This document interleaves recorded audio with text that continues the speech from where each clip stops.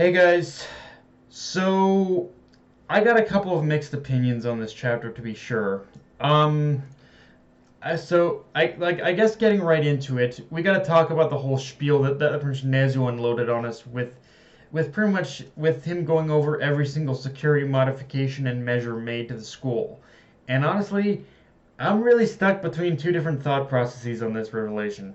On one hand, I think on one hand I'm like, thank fucking Christ they gave their security a massive overhaul. I mean, we pretty much know it's probably still not going to be enough to stop Shigaraki or the League, but at bare fucking minimum, at least the school. I can say the school is now retrofitted enough with more effective protective measures for the sake of the students and the civilians. Like no joke, every single protective measure that we went over in this chapter, it was definitely a vast improvement compared to what UA's security system was like before. But at the same time, between the reveal that Nezu is basically a rich loaded rodent, and that UA can now travel, that one of the security measures is that UA can now travel as well. I'm also thinking, why the why the hell didn't you implement these changes from the beginning, you rich ass little rodent?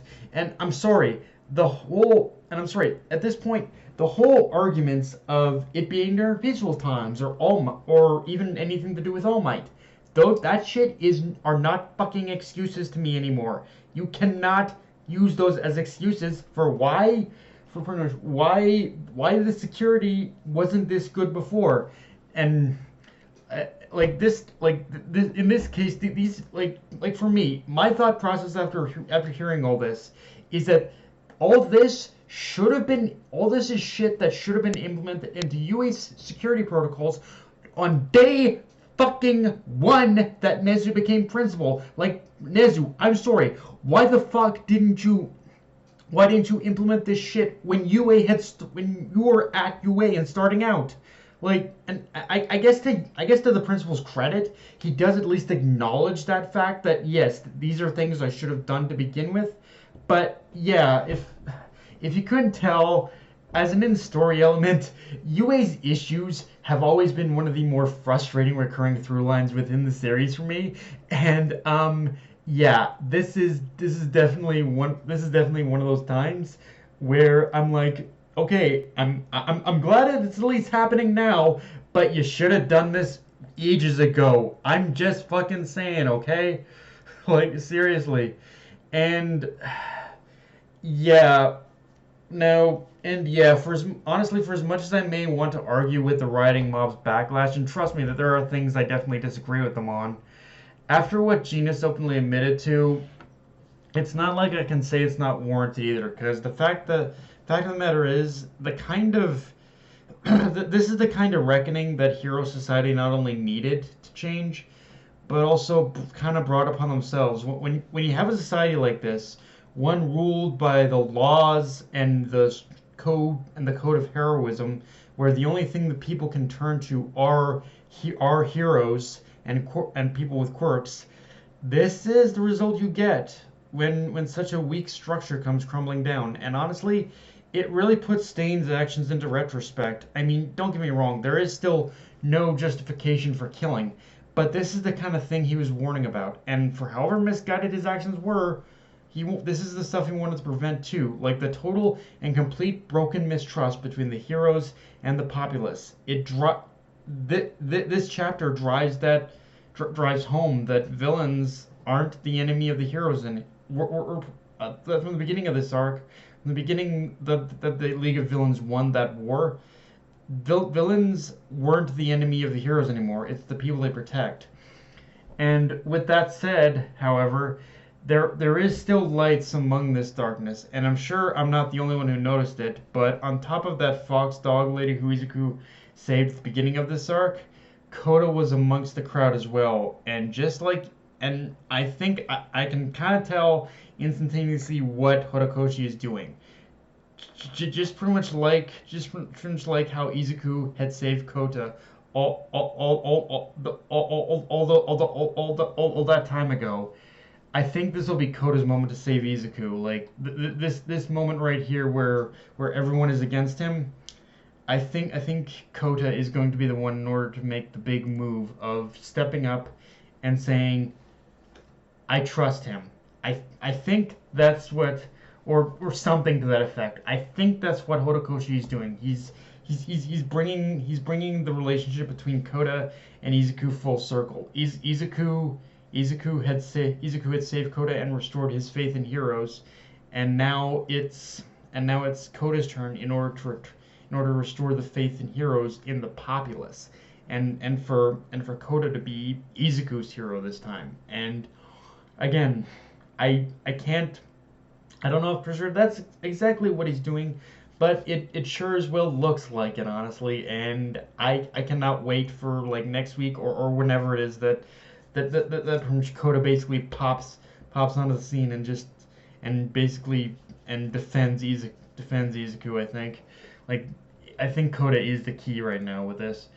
Um, Now let's talk about Ochako's moment, because this is I don't know why, but every single time Ochako has a moment, I always find myself so conflicted. Like on surface level, I love it, but it always feels like something is kind of missing, or it's not executed properly. I don't know, but okay, so I'll start by talking about the thing I like with Ochako's moment.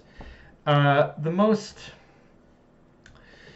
because on the one thing I love about Ochiko's moment is her basically calling out everyone's bullshit and saying it's one thing to criticize what you see on the surface, but it's another to actually look that person square in the face, look at what they've been through. She's basically saying, look at Izuku. Does that look like a man? Does that look like a person who's been dawdling around just trying to protect his status as a hero? No. He's been trying to save everyone. And so I like how she said, look at that man in the face and see if you can say the exact same things you've said to all of us. Say it to him. Say it directly to his face if you can. If you can muster up the courage, or aren't cowardly enough to do it.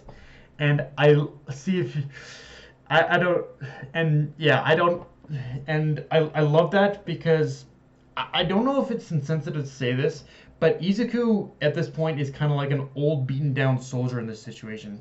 And like all the other times before, the populace doesn't even, and like all the other times before, the populace has never, in this instance, the populace still doesn't see the person beneath the costume, the human being, the tired, vulnerable human.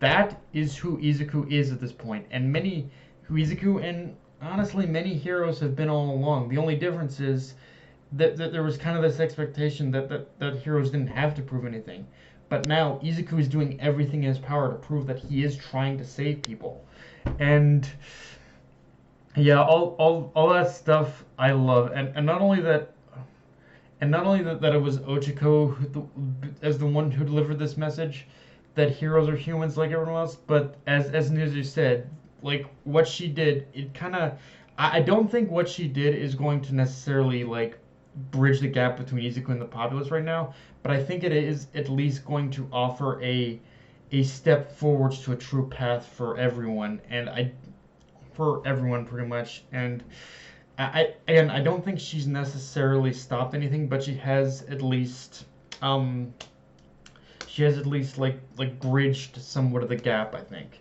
At least enough to where people are willing to listen now.